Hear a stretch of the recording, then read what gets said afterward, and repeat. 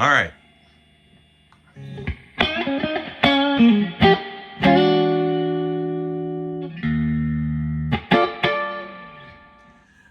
All right, Travis. And you know what? I was going to make this a private video for you, but I figured it would benefit other people. And this is the video I didn't want to make for several reasons. Because first of all, pardon me, I'm dropping things all over. First of all, and I'm back. First of all, it's just not professional to besmirch colleagues or to openly criticize someone who's doing good work because of several reasons.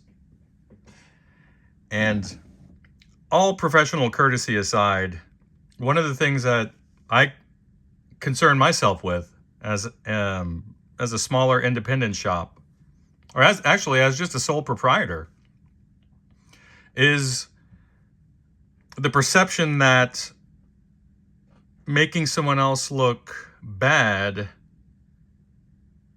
is backed up by the intention to make oneself look good. It's not always the case, but let this serve as a warning for not conducting proper research. And I will not name names, I will not drop hints. I will only say that folks should interview and perform their due diligence before entrusting an important object of theirs into the hands of another, especially when it comes to altering things and having the power to fundamentally change how things operate. Whether it's a doctor in your life, whether it's a automotive tech, or whether it's an amp tech. Obviously, I'm concerning myself with the latter.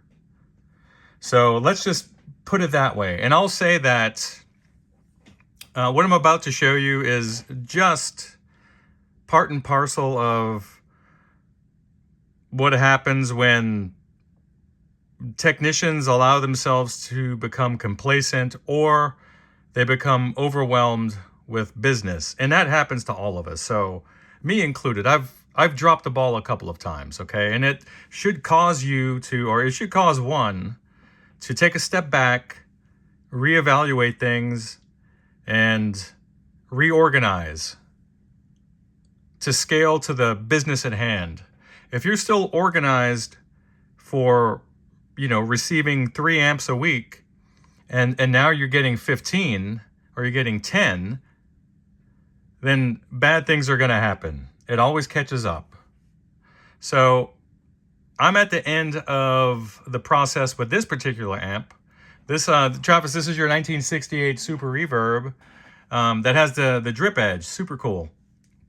A lot of what I found wrong is not the responsibility of the last tech. It was the tech in the late 90s who performed the last cap job, who refreshed all the electrolytics, and looks like they did a conversion to the AB763 because there are a couple of things that were more aligned with the 568 circuit, if I'm not mistaken.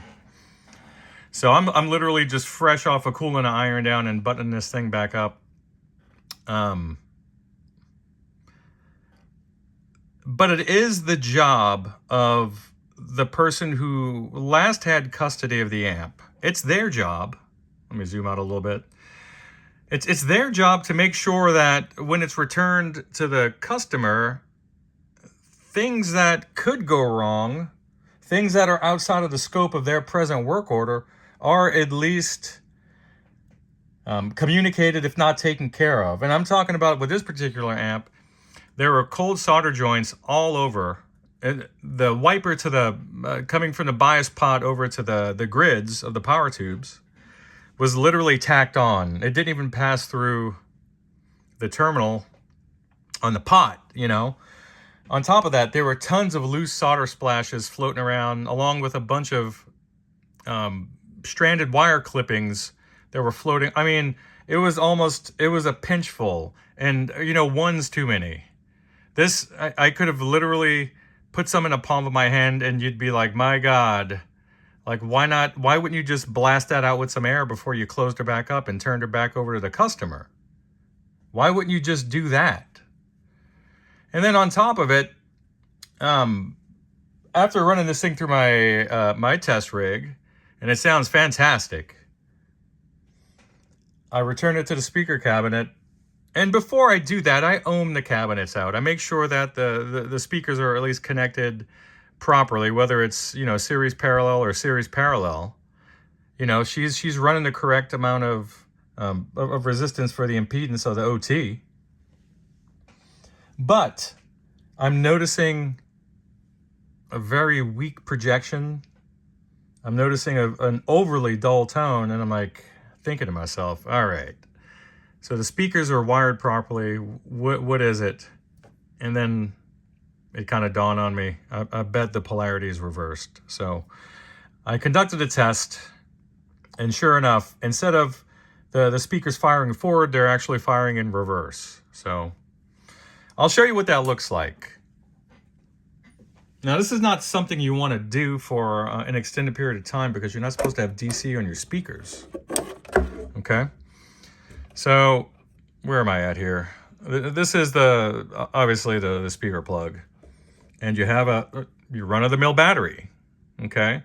Where the small side is positive and the larger side is negative.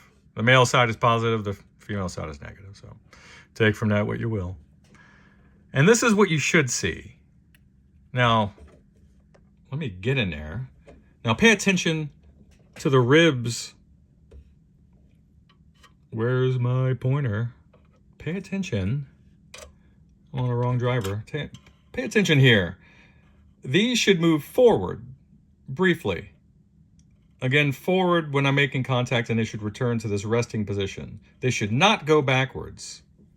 What I found was they were doing this.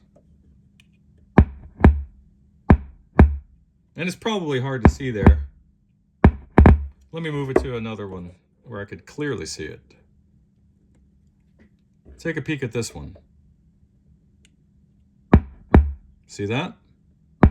She's going backwards. What she should be doing is this. Forward. Just like that.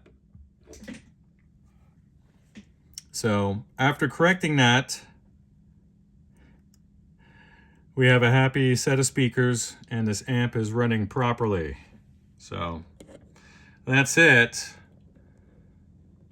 No, I don't know if I'm going to show some of the inside chassis shots, because it was a bit of an abomination. I did correct everything, and I also added a little something for you, Travis. I told you I was gonna put her over in the extension speaker jack here, but I decided to leave that be.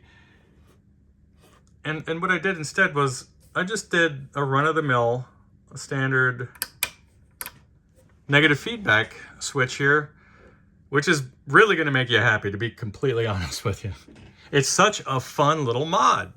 So when you're on the left side here, you have your standard stock OEM 820 ohm feedback resistor.